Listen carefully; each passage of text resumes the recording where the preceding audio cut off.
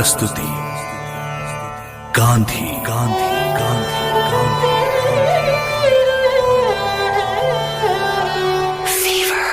South Africa में जब British सरकार आ गई तो मेरे बापू को लगा कि अब सब ठीक हो जाएगा और इसलिए वो वापस बॉम्बे आ गए। छोटा मोटा बिजनेस भी शुरू किया।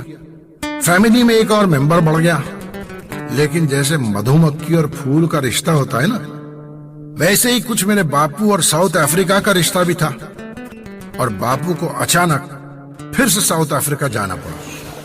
गांधी भाई, हमें लगा था कि सब कुछ सुधर गया होगा, लेकिन बिल्कुल उल्टा ही हुआ।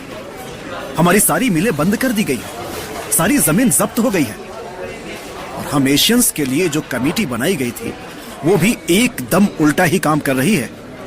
अच्छा ठीक है, पहले एशियन कमेटी के अध्यक्ष मिस्टर फाउल से तो मिल लें, सुनते हैं क्या कहते हैं। मिस्टर फॉल आपको बुला रहे हैं।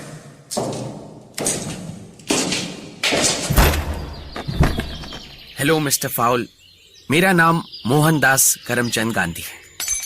Mr. Gandhi, you had gone back to India. Then why have you returned? You have got nothing to do here. You may leave. Sir, बात बिल्कुल ठीक है कि मैं वापस इंडिया चला गया था, पर मैं यहाँ काफी साल रहा हूँ। मुझे यहीं की नागरिकता हासिल है। I am not interested in talking to you. You may all leave. The gates are open. That way. Mister foul ने बापू को बाहर जाने का रास्ता दिखा दिया। बापू ने भांप लिया कि समय आ गया है सारे हिंदुस्तानियों को एक बार फिर एक साथ लाने का। अब भाई, उस जमाने में ना एसएमएस की सुविधा थी न ईमेल की, कि एक मैसेज टाइप किया और सेंड टू ऑल करके फॉरवर्ड पर फॉरवर्ड कर दिया। उस जमाने में अपनी सोच लोगों तक पहुंचाने का सिर्फ एक ही जरिया था, न्यूज़पेपर। जल्दी बापू ने इंडियन ओपिनियन नाम से एक न्यूज़पेपर शुरू किया। अब मेरे सिद्धांतवादी बापू ना तो लोगों से पैसा मांगते और ना किसी को पैसा देने देते। ऊपर से ये अखबार और घर की सारी जिम्मेदारी, पैसे की तंगी तो आनी ही थी। गांधी भाई, मुझे नहीं चलाना ये न्यूज़पेपर।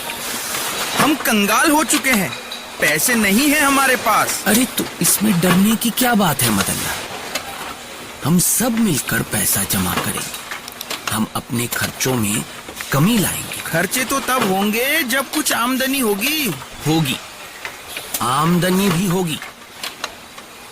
एक काम करते हैं, हम सब अपना काम खुद करेंगे। खुद बोएंगे, खुद काटेंगे, घर के भी सारे काम हम खुद ही करेंगे। इससे खर्चा कम से कम होगा और थोड़ी बहुत आमदनी भी हो जाएगी। क्यों, ठीक है ना? अरे गांधी जी, किसान नहीं बनने आया था मैं साउथ अफ्रीका। मैं जा रहा हूँ। कुछ लोग चल दिए, कुछ नए लोग आगे आ गए, लेकिन गांधी जी का आंदोलन रुका नहीं। गांधी जी ने अपने सभी सहयोगियों के साथ मिलकर फीनिक्स फार्म बसाया, जहां पर हर कोई अपना काम स्वयं करता था। खर्चों में तो काफी कमी आ गई थी, लेकिन रंगभेदी सरकार के अत्याचारों में नहीं। जैसे हमारे देश में अलग अलग जाति के लोग हैं, वैसे ही साउथ अफ्रीका में भी हैं। और ऐसी एक हिम्मत वाली जाति है ज़ुलू। इन लोगों ने सरकार के खिलाफ विद्रोह कर दिया था और ये विद्रोह लाया मेरे बापू की जिंदगी में सबसे बड़ा मोड़, ऐसा मोड़ जिसने हम सबकी जिंदगी बदल दी। बापू को लगा था कि अगर इस समय सरकार की मदद की तो शायद इंडियंस की प्रॉब्लम्स खत्म हो जाएं, और इसलिए बापू युद्ध में हेल्प करने के लिए पहुंच भी गए। लेकिन यहाँ का मंजर तो कुछ और ही था। चारों तरफ लाशें ही लाशें। अरे कैप्टन, ये लोग कौन है? और इनके घाव तो देखो, कोई इनका इलाज क्यों नहीं कर रहा? The general has ordered to not touch because they are blacks. क्या? अगर ये लोग काले हैं तो क्या इनका इलाज नहीं होगा? ये क्या बेवकूफी है? क्या ये लोग इंसान नहीं है? Mr. Gandhi, I think you can help them. I know this is not your job, but these people have been lying here wounded for more than a week now. ये तो जुल्म का इंतहा है। ये जंग नहीं, ये तो आदमी का शिकार है। मैं जरूर इनकी मदद करूंगा। भाई ये लो, आप पानी पीजिए, पानी पियो। फिक्र की कोई बात नहीं, मैं करूंगा इलाज, मैं तुम्हारा इलाज करूंगा।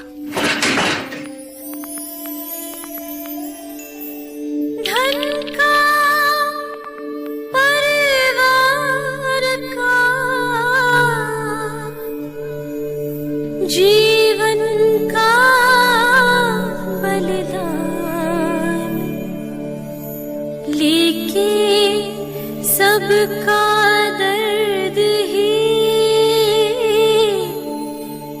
बापू बने महान,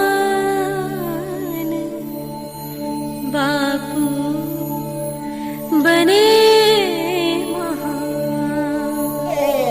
सर, जब अपने पर मुसीबत आती तभी समझ आता है कि आखिर दर्द क्या होता है, दुख क्या होता है। जिस दिन हम दूसरों के दुखों को अपना समझने लगेंगे, उस दिन हम मेरे बापू को समझने लगेंगे। इस युद्ध को इतना करीब से देखकर बापू का दिल दहल गया और उन्होंने एक फैसला किया, ब्रह्मचर्य को अपनाने का फैसला। 4 बच्चों के होते हुए, एक भरा पूरा परिवार के होते हुए ब्रह्मचर्य को अपनाना बिल्कुल आसान नहीं था। सारी उम्र हम यही सोचते रहते हैं कि मरने से पहले जितना पैसा जमा कर लें, जितनी प्रॉपर्टी बना सकें बना लें। सारी लाइफ ऐसे ही कट जाती है। लेकिन मेरे बापू सारी जिंदगी यही सोचते रहे कि कैसे कम से कम चीजों के साथ जिया जाए। क्या आप जानते हैं कि मेरे बापू मेरे लिए क्या छोड़कर गए हैं? एक लाठी, एक चश्मा, एक चरखा और अपने अनमोल सिद्धांत और अपनी जिंदगी की कहानियां, जो मैं आज आपको सुना रहा हूं। और ये कहानी इसलिए है कि अगर पोरबंदर गुजरात में वो महात्मा नहीं होता तो न मैं होता और न आप होता।